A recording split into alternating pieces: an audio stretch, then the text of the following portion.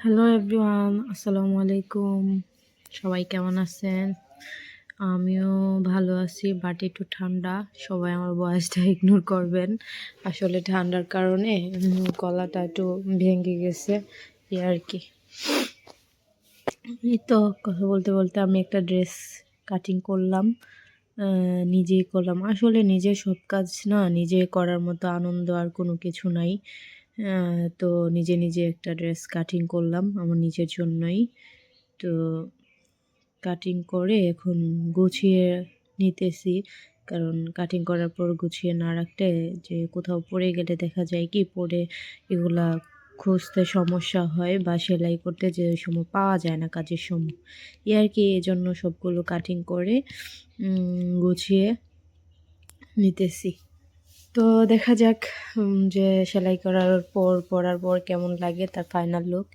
এই তো কাটিং করার পরে সেলাই করতে বসে গেলাম। সেলাই করার পরে পরার অপেক্ষায় যে পরার পরে ড্রেসটা কেমন লাগে। তো এই তো আমার সেলাই প্রায় কমপ্লিট। এই তো সবাই দেখলেন কেমন লাগছে।